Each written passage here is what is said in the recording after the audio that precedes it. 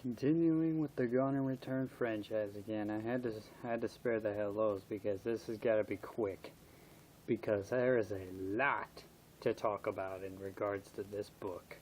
This is Gone and Return 2, The Five Crusades.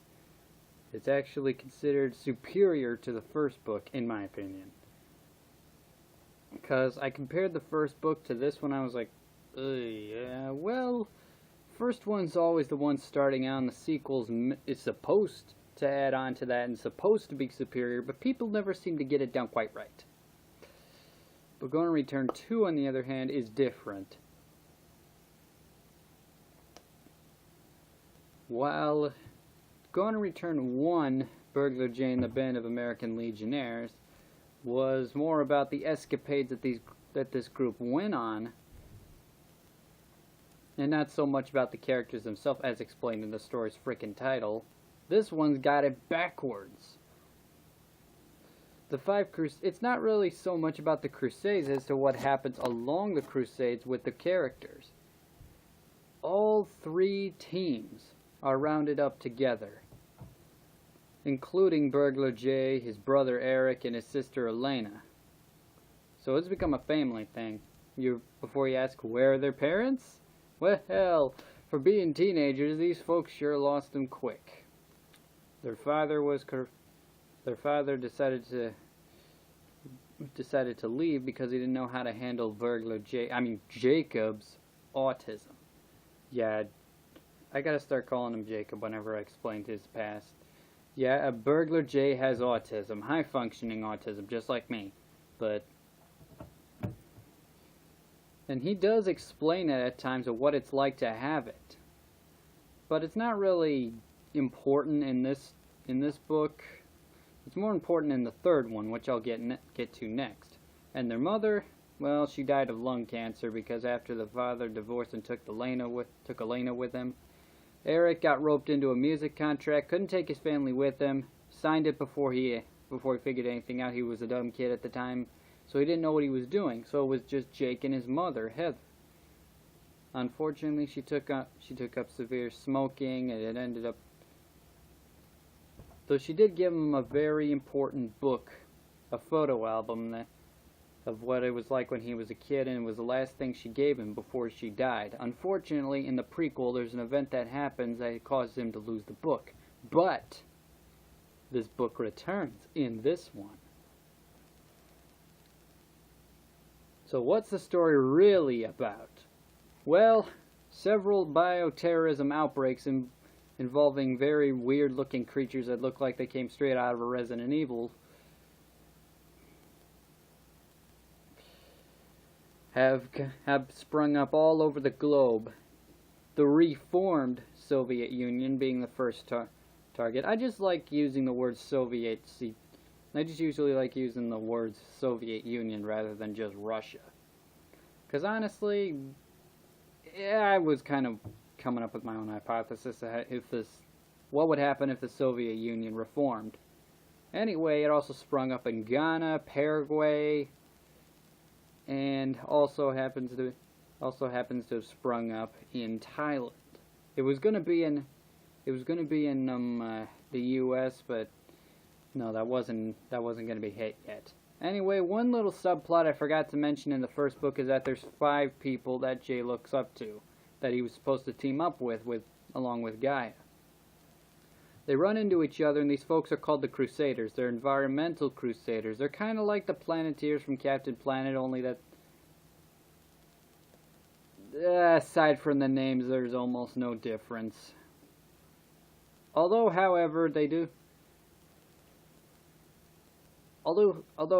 there's no friggin' annoying superhero that they can summon up. They just use their own tricks. Gaia blesses them with a certain element, and then they use it to their advantage. Unfortunately, the Crusaders in this book are dead, except for the North American one, Jim. The Soviet one, Eva, was Jay's supposed girlfriend in the first book.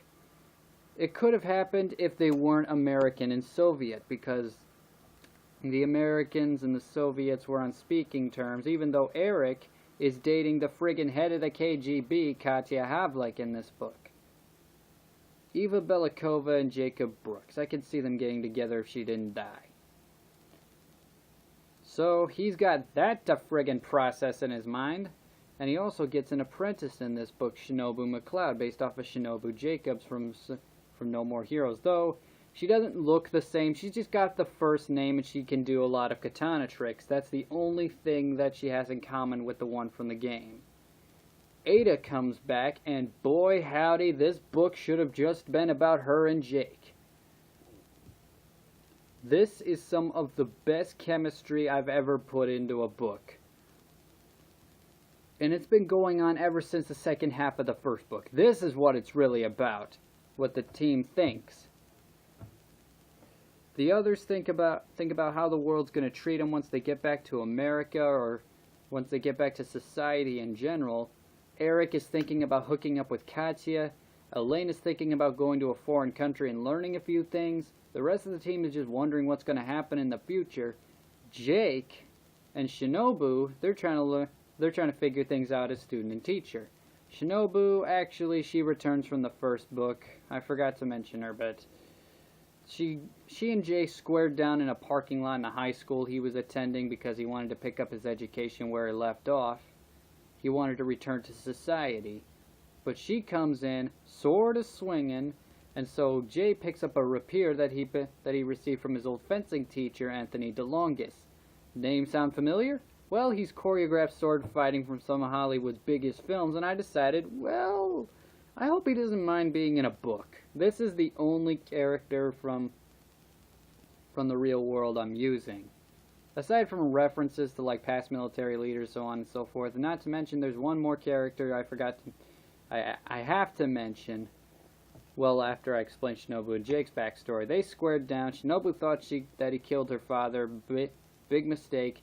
She almost gets killed in the fight because Jay gets carried away. He patches her up, walks away, never says another word. 3 years later, they meet each other again.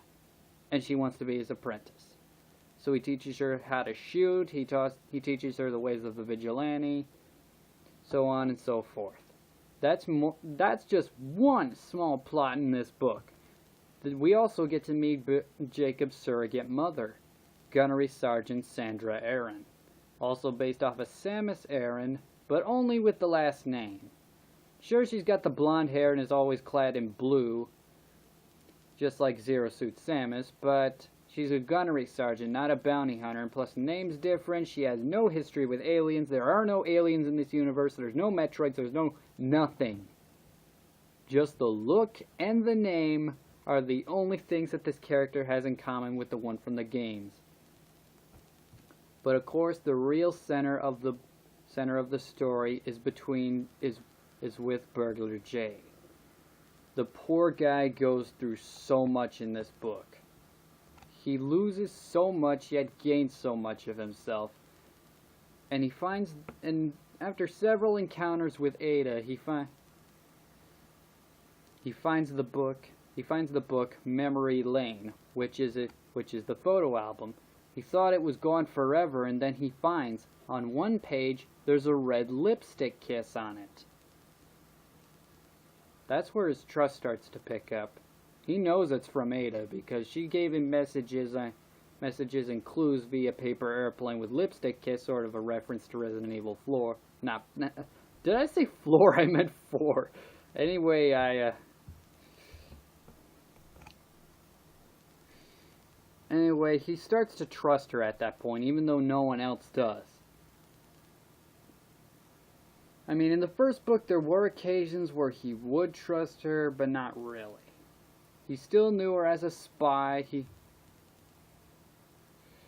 still knew her as a spy. She was supposed to be an enemy. He was supposed to hate her, but he just couldn't. He tried, but he just couldn't. Then, in this book, they form a partnership. They become somewhat friends, in fact. Then, as soon as I introduced a couple of these stories to people in the real world, oh, by the way, that's where I'm going to end telling the story. When I introduced a few chapters of this book to the people, they were like, "Boy, you got to bring Burglar Jay and Ada together. You know, make them a couple." I was like, "What? They say, kid, you drop clues here and there that they could be a couple. I'm like, what? Burglar Jay in this book is 16 years old. Ada is 23. That's a 7-year difference.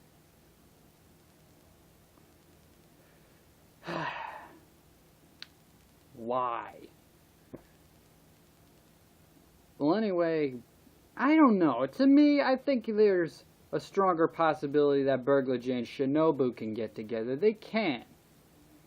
They can, but they split off for a while after the outbreak. She goes to learn his ways as a vigilante in Australia.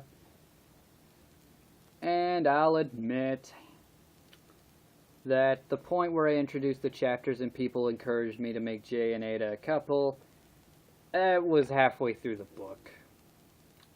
I was halfway through writing it, so towards the end, I make it possible that they can, but that's the only spoiler towards the end that I'm going to give. There's only a slight possibility. Well, anyway, that's Gauntlet Return 2. Superior sequel. No ifs, ands, buts, mights, or maybes. It is superior to the first one. Is it the best one out of the franchise? Probably. That depends on if you think the third one could be any better. Sure, the plot can get a little confusing through the book, but it's a little more attention-grabbing than just surreal adventures. For some reason, people just don't like adventure stories anymore. I guess ever since Indiana Jones 4, people have been drifting away from adventure stories, so I guess might as well just make it straight-up action, I guess. Action with a hint of adventure and a few survival horror aspects, just to add a little bit of a scare factor to this book. There's drama, there's action, there's science fiction, there's a little bit of adventure, there's a few scares. This has got everything anyone would want if they want a serious story. Sure, there's a couple of ridiculous points in it. Not many characters get all that much development. But still, it doesn't really have much reference to the first book.